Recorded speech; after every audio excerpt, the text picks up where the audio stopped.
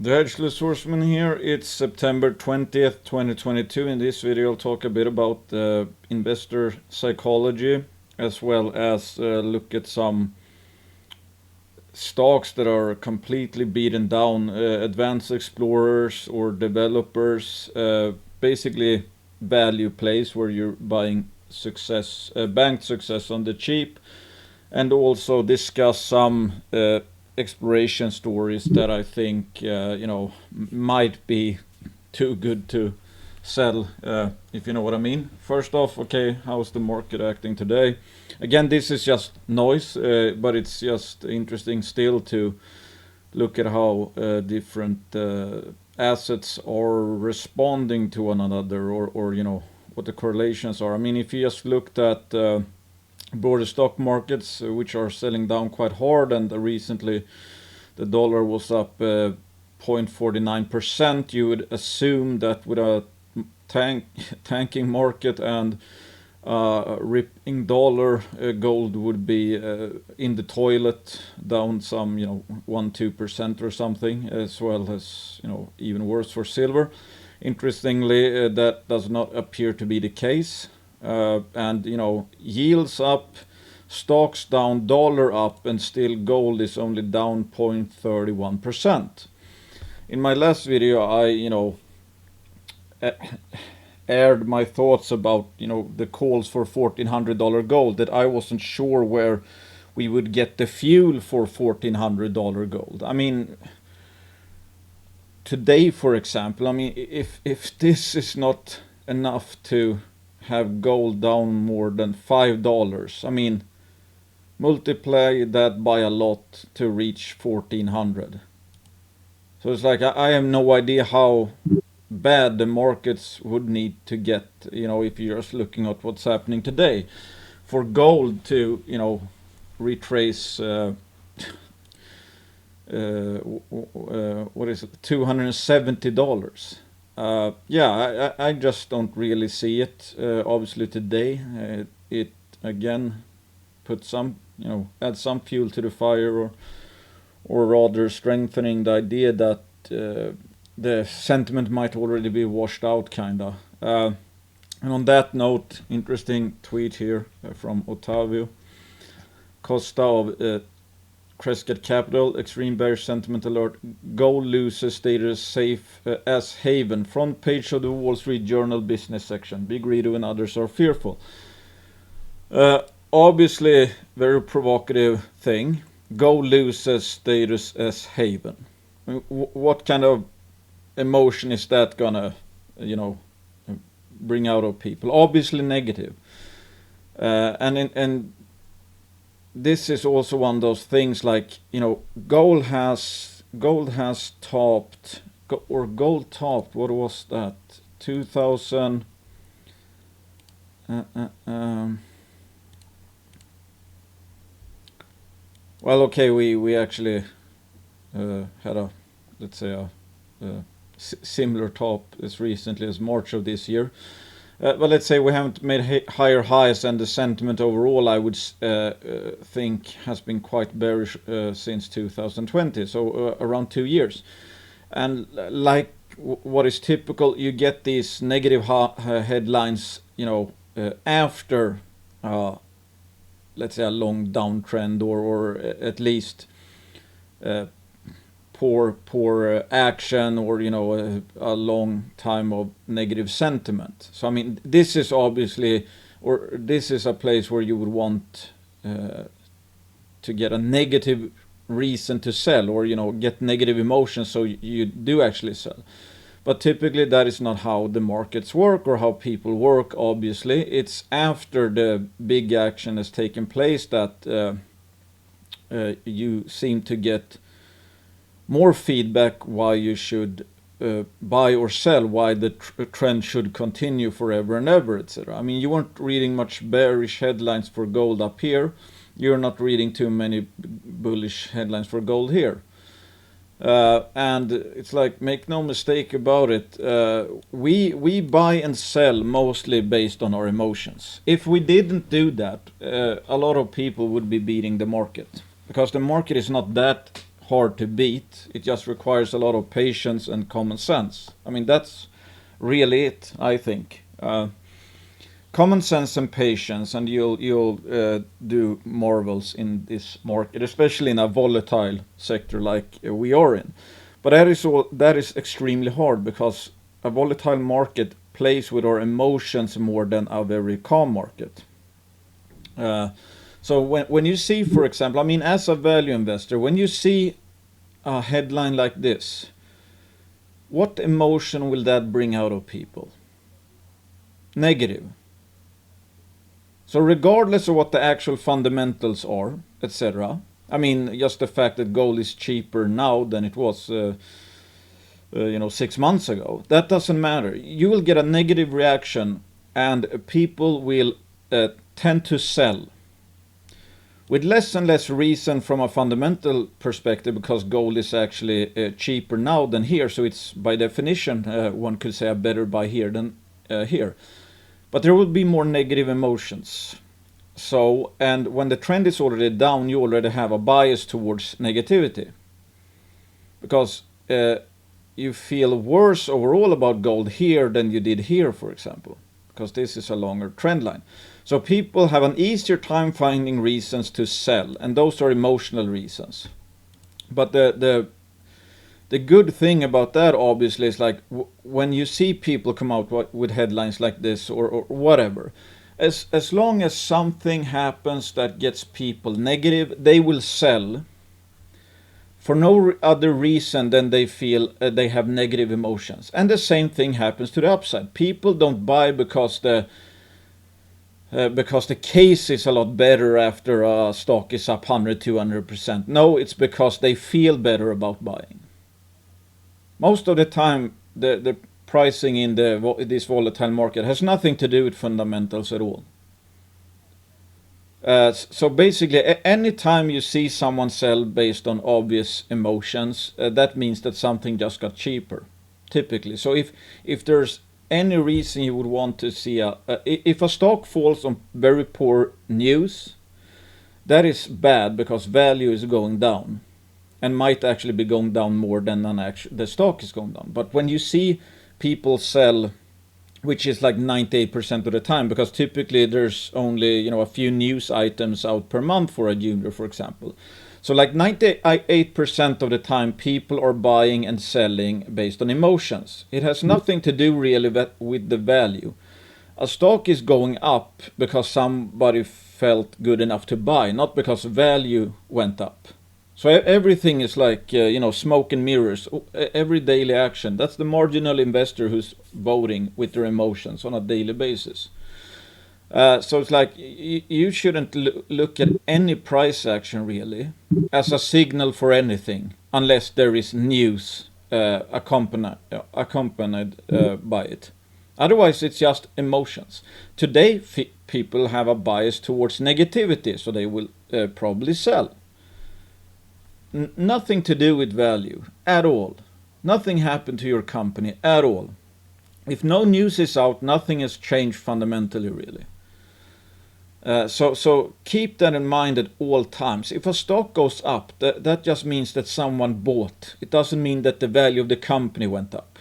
The price of the company went up because somebody bought shares of it, pushing it higher.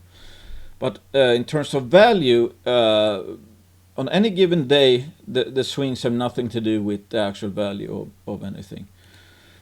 And I recently watched an interview with Lucas Lundin and a bunch of CEOs from the Lundin companies, and one person, I don't know if it was from one of the gold copper plays or Lundin Gold, but anyway, he mentioned the fact that discovery cost for gold is around $44 per ounce. I mean, that's just obviously an average, and it depends on what kind of system you're drilling and where you are drilling, what are the drilling costs, etc., etc. Still, we'll get into this later, but you can pretty much, I mean, that's one reason to judge if the sector is cheap or not. If you know that it costs around $44 per ounce to actually find 1 ounce of gold. This also on the topic of contrarianism and emotions, let's say. This is from that interview, and there's a quote by Adam Lundin. You know, a lot of people say the trend is your friend. I mean, you see people say that all the time. Don't fight the trend. Only buy in uptrends. Yada yada. Don't catch falling knives. Don't try to blah blah blah. You should never be down 50% or whatever. And here we have he's the son of Lucas Lundin, which is one of the a billionaire mining entrepreneur.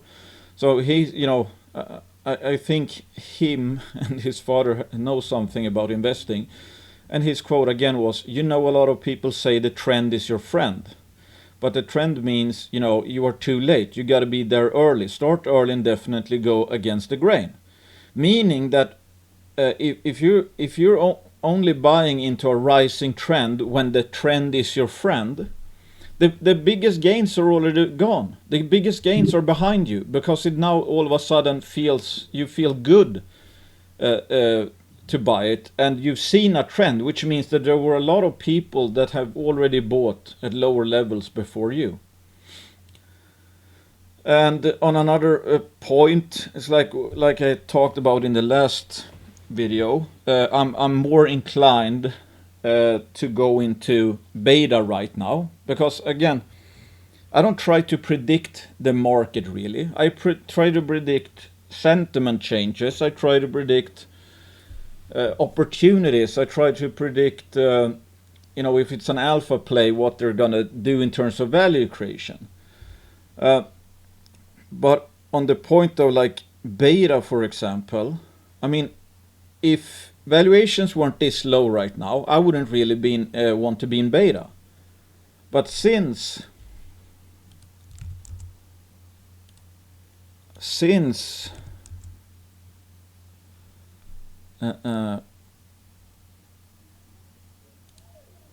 beta and since juniors and advanced explorers and developers have reached such an extremely low level, so I'm working with what Mr. Market gives me.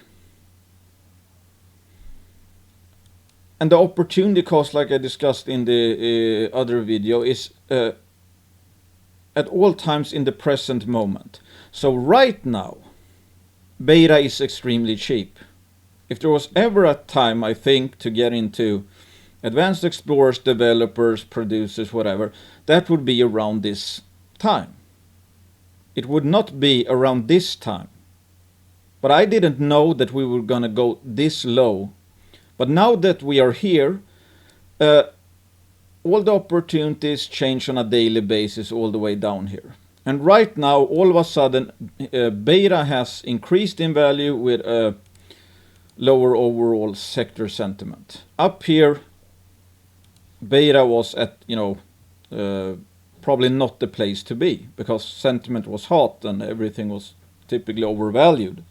And if you have a mature thing that is overvalued, which cannot create much more value, let's say the fair prices here for a lot of mature developers, late stage exploration companies or advanced exploration companies, that means that the forward expected returns are negative because they are not creating value. Whereas if you bought something for this price that was worth this much, but it actually has a growth profile, then at least the value is up. So if you bought here, sure, you would have swings or whatever, but you'd end up with positive returns one of these days. But right now, let's say beta has a fair value around this level. So the lower we go from this fair value level, the better the buys become. By definition, they get cheaper and cheaper. This price to value gap is just increasing. And if we go down here, beta will be looking even better, etc., etc. So even though, yes, I think right now, with the opportunities that are out there right now, I think beta has become so cheap, or banked success has become so cheap that they are actually great, really good buys, especially if you look from a historic standpoint.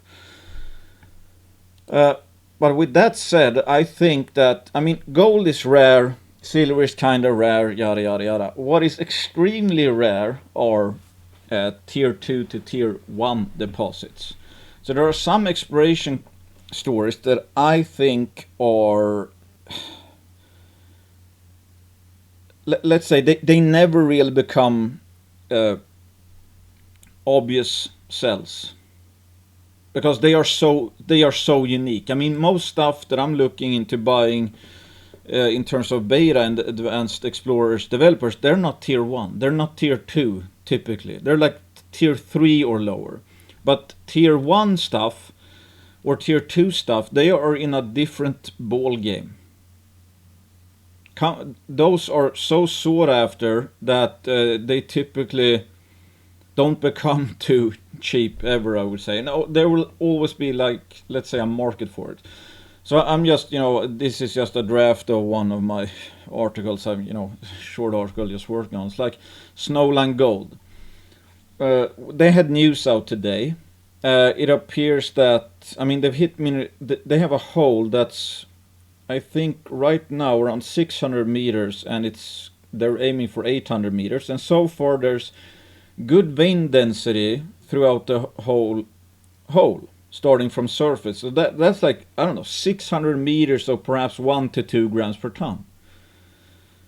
The valley discovery appears to be abnormally large for a reduced intrusion related gold system.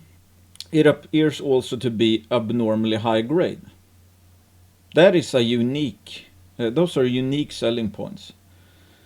The holes out of valley are way better than the holes, even highlighted holes out of Fort Knox and Victoria Gold's Eagle deposit, for example. You don't find, I mean, that might be truly, unique so far in terms of a RI or GS system. So you can't, replace that. You can't buy a proven deposit like that for cheap right now, because there are none. Goliath, Shorebet, also unique, unique selling points. Unusually predictable system. They hit in every hole.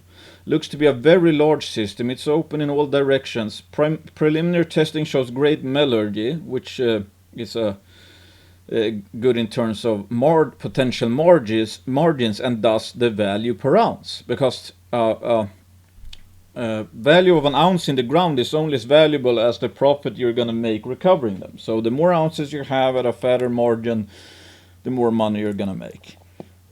There is no Goliath resources story around. I have not seen anyone drilling for gold and silver hit in all holes across 1 kilometer this way and that way. So that's unique. That's like, again, you can't buy a proven system like this anywhere, because I don't know if there is one that's akin to this. Western Alaska, unusually high grades for a CRD system, and it looks to be extremely large. I mean, it has a lot of potential. And the grades are just phenomenal, which means that the value per ounce could be abnormally high.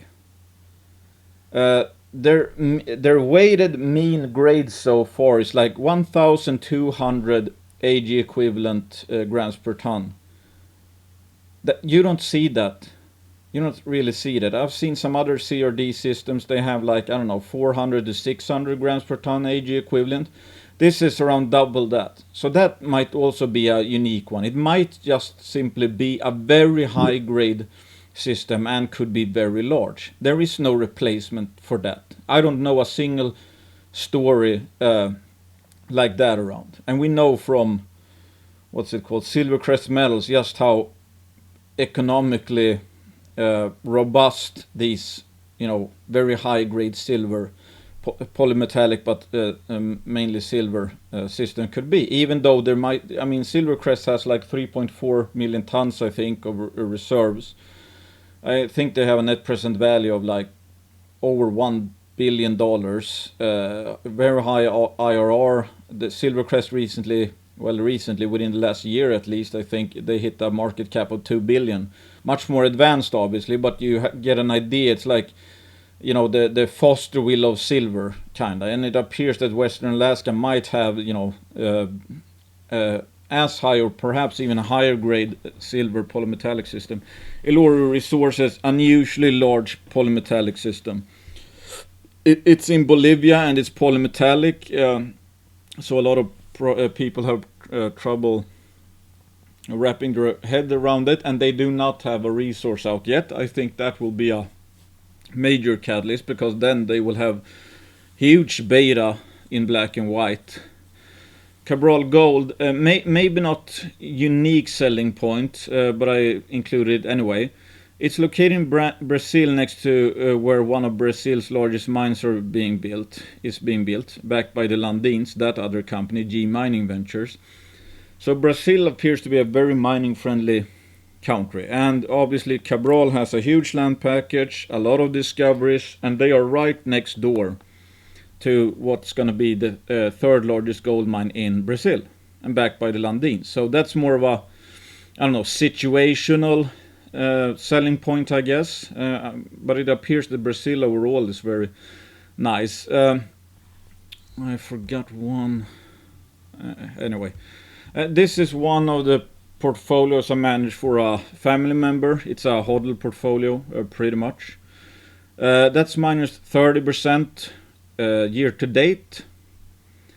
And I don't see that as a problem at all, really. It's like when I talk about, you know, that I'm just gonna see if I find this slide I had.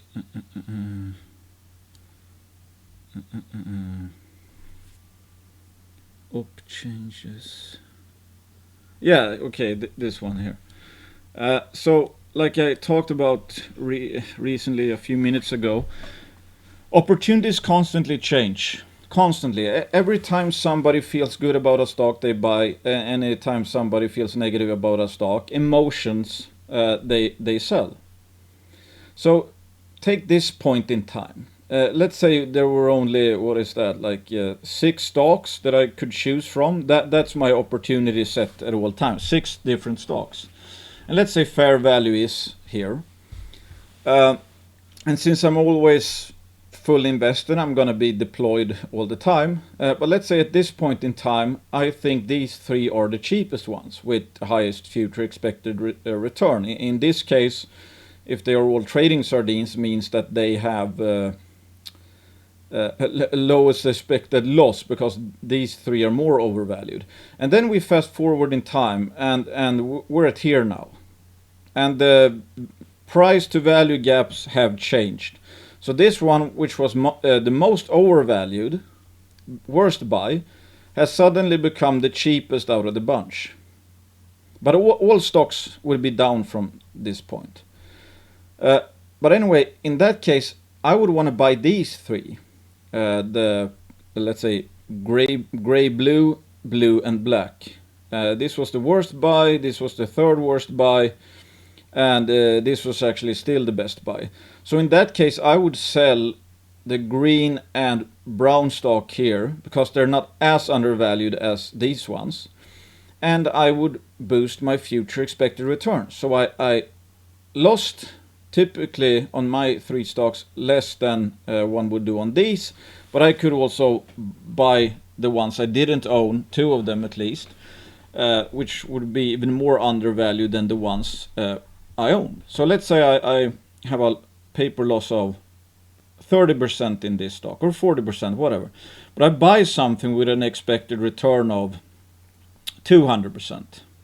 So I would need to be down 66% in my portfolio not to expect to at least have a profit in the future.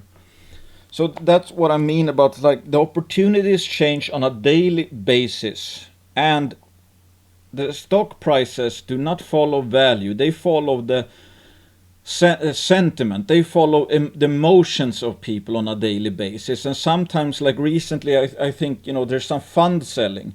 And if funds need to sell mining stocks because they're getting redemptions, they are typically not going to sell the ones that are most least undervalued right now, for example. They're going to sell the ones they can sell, where there is some kind of bid. So maybe they end up selling the ones that are actually the cheapest, because those are the only ones that they can sell and only be down 10%. Because the ones with low bids or no liquidity, if they were to have sold them, and maybe those were the most obvious sells, but they would like crash the price by 30%. They're gonna end up selling the cheapest ones anyway. So it's like there's constantly stuff that has nothing to do with value. Every day, every day it's all noise. Everything is emotionally driven.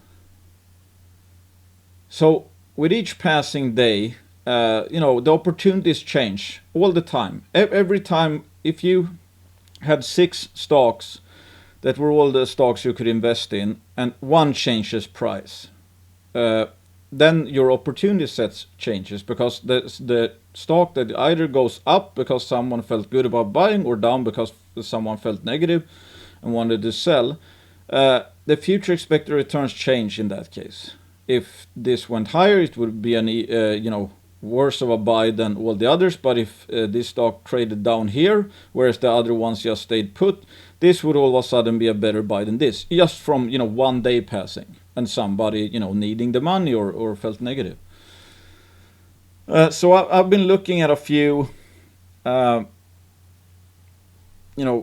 developers. I love times like this. Like I said in the last video, this feels like Christmas.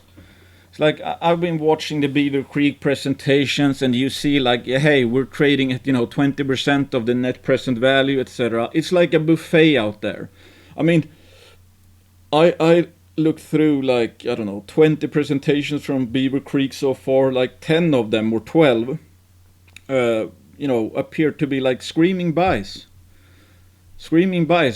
at least from a sentiment perspective. It's like if you only want to play the beta. And remember what I said about the expected discovery cost being like $44 per ounce.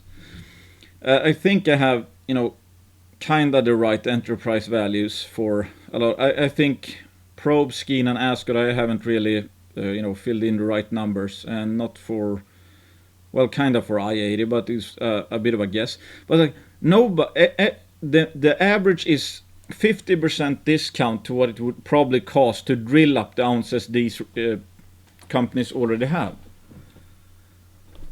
It's just remarkable. I mean, you can steal so much value right now. This is at times like, I remember 2015-16, I was so goddamn bullish. I was so greedy because everything was on selling at fire sale prices.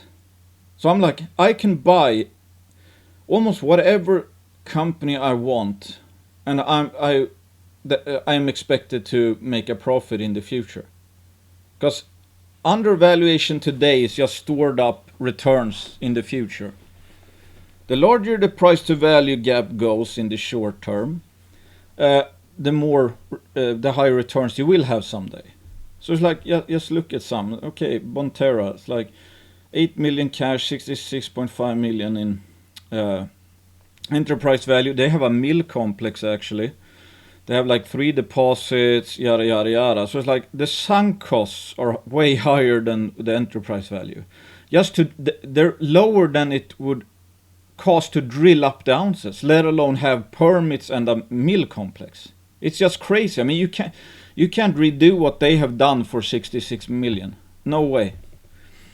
Wallbridge, I think they're up to like 4 million ounces. Of course, I mean, the quality of the ounces will change, and this advanced stage or whatever of the company. So there's a bunch of stuff you can add into your, let's say,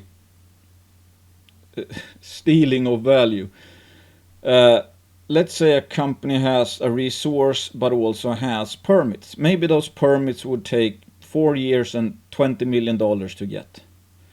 That's a huge value steal. If you're not paying for that, you're stealing 3 years of work and like $20 million. So if I had to choose, obviously, if you would have 4 equally large and quality deposits, but one company had permits that were worth 20 million and let's say 3 years of work, and also there's no guarantee you would actually get the permits in the first place, so it's going to be risk adjusted, because you can end up spending 20 million and 3 years of work and ending up with not getting a permit. So it's worth even more than that when you think about it. Again, it's like, but you can steal so much bank success right now because the market is absolutely clueless. Nobody is selling today because they have a rational thought in their head like, I'm overpaying for this. No. Any day they see a headline like gold is losing the safe haven, or the dollar is up, or somebody just sold my stock and it's been a downtrend for 2 years. They are selling because they feel negative emotions. So every time, right now, anytime you see someone sell a stock, it's either because they're forced to do it, typically, or they simply have a negative feeling today. It's not reflecting what the value of the company is. The value of the company didn't go down 5% today if a stock is down 5%. Nothing, assume that nothing changed with the value. You just got a 5% added discount. If they go down 30%, you get a 30% added discount, and maybe your future returns went up with 100%.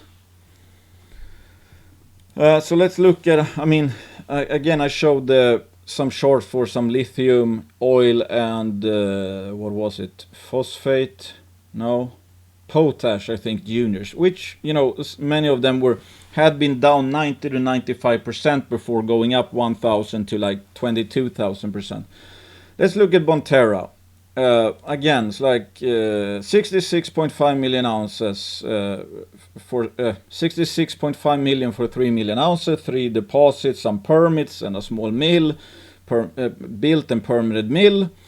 So it's selling below the sunk cost to drill up the ounces in the first place. So you can buy the ounces in the ground for less than it would cost to re-drill them or drill them up again, and you get a free permit and a free mill or whatever. So you have some insider buying, I'm pretty sure. Yeah, you can see pretty clear insider buying. This is the guy, this is the new CEO. He used to work for St. Andrews Goldfields, which was acquired by Kirkland Lake, I think, or was it West Dome? Some of those. Then he worked at West Dome, if I'm not mistaken. Yeah, something like that. I think so. Yeah, West Dome. So this is, I think it was chief operating officer. So this is not some kind of noob. This is a professional, and he's obviously buying quite a bit recently. Up to 77 here, $1.14, yada yada, and that was just 4 months ago. 4 months ago, what has happened since then? It's like, gold is down a bit. Other than that, not much. I would assume that he's actually been creating value for like 5 months. And still, you can buy it almost at 50% discount to where he started piling in. Is that not obviously, cheap? Tudor Gold, I don't know much about this company actually, but you can see the same phenomena here, like down 93%, up 2,500%, and now it's down from the top here in 2020, 81%. And remember, it's like at the bottoms, you should almost expect, if you start buying when you think something is cheap, odds are it's actually going to become even cheaper. So to go from like, I don't know what it was, like 80% minus to 90% minus, it doesn't sound much. I mean, if you hear it's down 80 or 90%, I mean, either or, you would feel like, oh, that's down a lot. But the difference is actually 50%.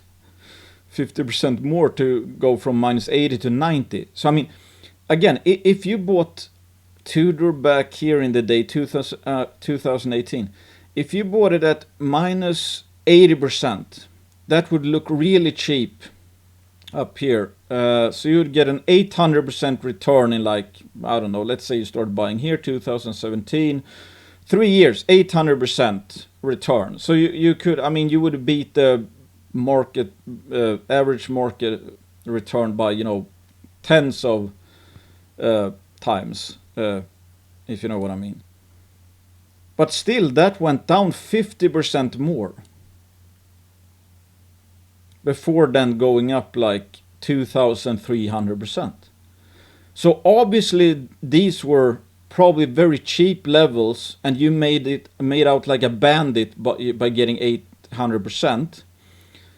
So buying here, even though it might fall 50% first, like it did here, that does not mean this was a bad buy. This means that the purchase if you bought here, you would get 800% on that purchase. If it goes down 50%, it just means that any additional buy would get an even higher return, future return. And that's what, again, it's like what Adam Lundin said. When the trend is your friend, who knows, maybe this is up here. You've already missed out on a 450% return, and you'll get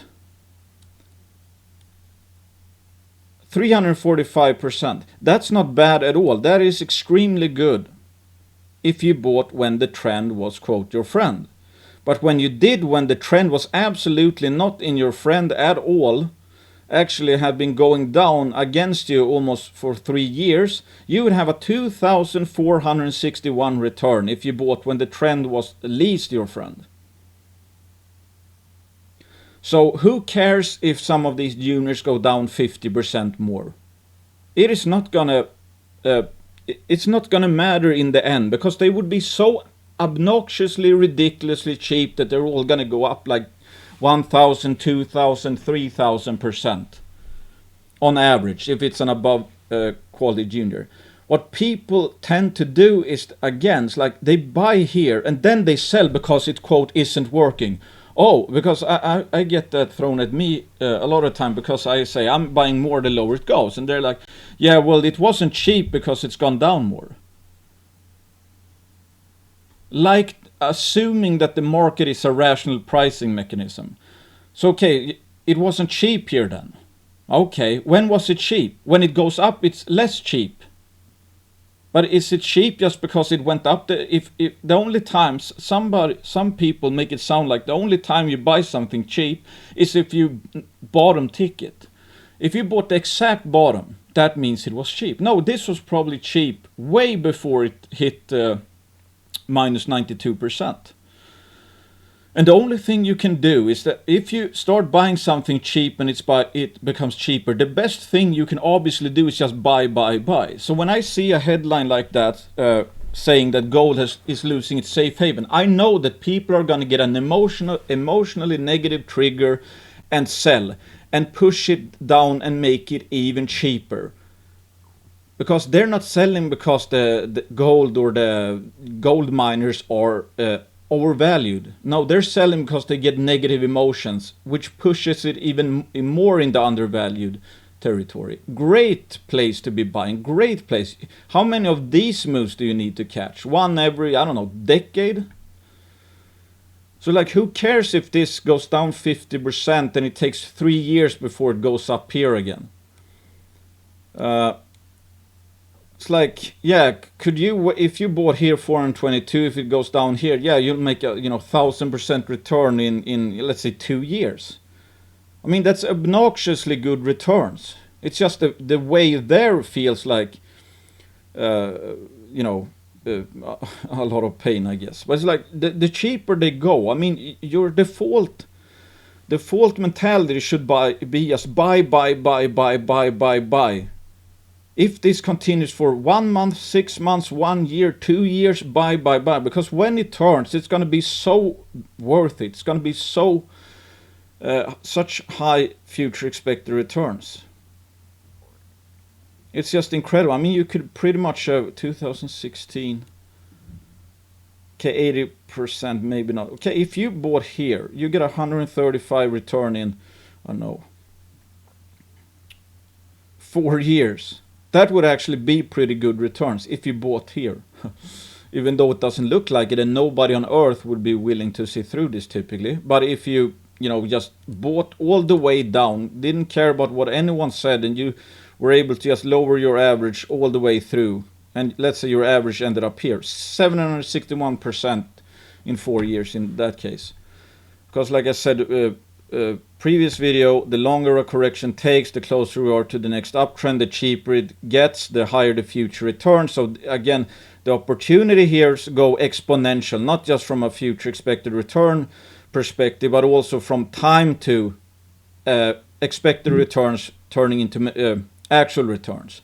So this is going more than exponential. It's like exponential times 2. Tudor Gold, I think I looked at that. Yeah, I just did, right. Yeah, some insider buying. I mean, not, well, pretty okay buys actually. It's like, yeah, insiders, what would they know? Trust the people on Twitter who says you can't make money in this sector and you should be selling at a time like this, obviously. It's like, hey, the price is down, the value of the company must be down. Then why are insiders piling in? Nighthawk Gold, I haven't looked at this in quite some time. Down 91.5%. Total washout. 4 years of downtrending action. You can just imagine how the sentiment is in this. How little added negative emotions one would need for someone that's been holding this to sell even more or sell even lower. Nighthawk Gold. Yeah, you can see insider buying, pretty robust actually. 34, 46 cents, 39, 40, 42, yada yada yada. Different people as well. They're not buying because they hate money. That I can tell you. Liberty Gold. I remember this one. Pretty keen on this. I caught some of the move up. That's now gone down 84%. 84%. Let's check in here. Yep, insider buying. Everett has been buying, a fair amount, and he already has a pretty huge stake. You see this across the board. It's like insiders across the board are saying that our companies are ridiculously undervalued. Asgard Resources. This one is a very interesting one. It's like, well, first of all, it's been around for quite some time, but you can see it all the time. It's like down 98%. Here went down 67%, down 63%, down 67%. Now it's down 89%. What happens after they go down so much? I mean, this rally was like, only 1,700%. This was a bit more muted, 323, but this correction was obviously lower. So I mean, it shouldn't come as a shock. I mean, when it went down the most, it also went up the most afterwards. When it went down the least, it went up the least, 300%, and here it went up. Well, okay, this was actually a bit lower. But when they were down like 60 to 70%, they went up like 200-300% on average. Pretty, shortly after, let's say. This is 2013. Yeah, within a year you were up 200-300% from the bottom. When it went down 98%, you would be up pretty long time, obviously, but 7,200%. If you had, 2% in this stock and just rode it, would be pretty good. No, okay, 13,000%. Oh, Jesus. Well, okay, the penny. I mean, you see how you see how the percentages change just in a ridiculous way, just from a small tick, what appears to be a small tick in hindsight, but in reality, this might, this move here might be like minus 30%, but the future expected or the future returns just go absolutely bananas, and now it's down 89% again. And let's check in with insiders. Yeah, not the heaviest buying, but yeah, okay. 1, 2, 3, 4. 4 different people have added. 4 different insiders are saying, "Hey, we like this." I think the interesting thing with Asgard is like they have around, what do they have? I think they have Asgard.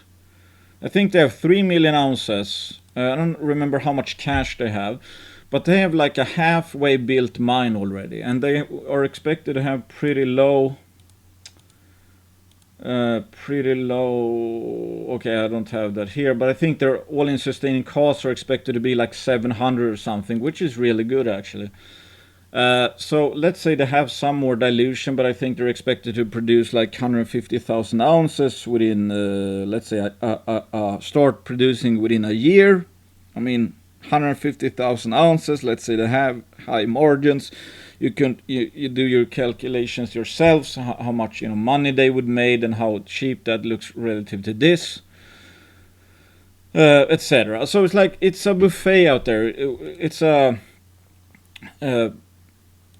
like I'm like a kid on Christmas. So I mean, look around for yourselves.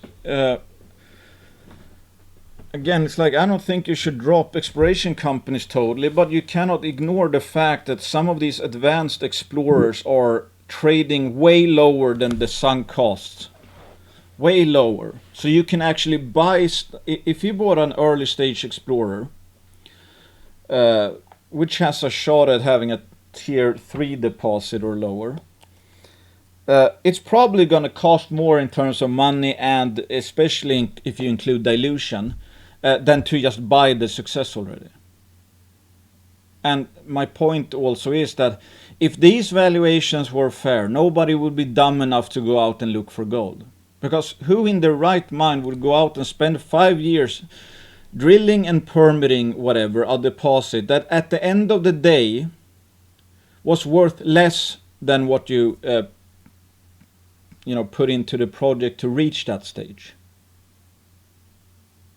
That's like me coming up with a bag of $100 bills and buying $50 bills for every $100 bill. Nobody would be that stupid, but that's just that is a big signal just how irrational and crazy and cheap this sector is right now. It makes absolutely no sense if you reverse engineer what it would take to get to the stages of some of these projects. Would make no sense. And like in Wallbridge, I think I didn't have Wallbridge here, but that's also down, I don't know, 90% or something. And Bonterra, I think Osisko Mining put in a bid at $1.6 per share. It's trading at 60 cents right now. Yada, yada, yada. So you have, in many cases, you have good backers. I think Yamana is a shareholder in Premier. So it's like you have votes of confidence from large players or smart people, and still they're trading under sunk costs. So it's like it's almost impossible to put in a bad buy right now. And a good buy does not mean tomorrow you'll be in the green and green forever. A good buy, or buying when it's cheap, means that within, let's say, 2 years, you'll probably be up to 100% or more. And the lower it goes, the more you will be up, and the sooner you'll be up as well. Big rant, but it's like I guess main takeaway is that the opportunities change all the time. You have to be just calm, collected, and rational about it, and don't trust the market's movements at all right now. If you see a stock, a junior, which was already cheap, and no news is out and it goes down, that just means that somebody had a negative emotion and sold. He didn't look at the price to value gap. He didn't consider the fact that he's selling something that's going to go up. He just felt like selling. Somebody felt like selling. That's the only thing. It's not it's not smart money that's dumping right now. It's either dumb money or someone that is forced to sell. Those are the only options, because anybody, and you don't need to be a rocket scientist to see that this sector is unsustainably cheap. So somebody, anytime right now, if it's an above average quality junior, anytime somebody buys in this market is doing a mistake, unless he's actually smart and selling something to buy something that's even cheaper. But that's not too many of those around. I mean, it's barely anyone bullish on juniors right now. It's like, feels like I'm the only one that's again, like arm waving, and I'm going to be arm waving about how cheap it is if we go down 50% more. I'm just going to arm wave more about it. I'm going to look more and more stupid But if I just stick to my guns and keep buying, I'm just going to make more and more money in the future. So when you see these negative headlines, yada yada, and some people sell whatever, they're making mistakes. They're making mistakes. This whole sector is a mistake right now. If you're not buying, you're making a mistake, in my opinion. Do your own due diligence. Assume I am biased. I don't think... Well, I mentioned a few companies that I think I'm sponsored by, but most are not sponsors. I own some of them. Just look around, look at stuff, and remember that it's patience and common sense is all you really need. All you really need. It's totally worthless to look at the daily price action of stocks and gold and whatever. We're after the big moves. We are after when Tudor, for example, goes full bearish extreme to full bullish extreme. These moves the gains will not happen in the next 6 months. They'll probably take 2 years. So in basically, you should buy anything that you think is cheap now, and you could probably expect to have on average a pretty good profit within 2 years. Not tomorrow, not next month, not maybe in 6 months. But if you hold these or buy these extremes, within a few years you're gonna have made a lot of money. But obviously if you sell down here, you're giving away an enormous upside, increasingly so the cheaper you sell. Thanks for listening. Hit the thumbs up if you like this stuff. Bye.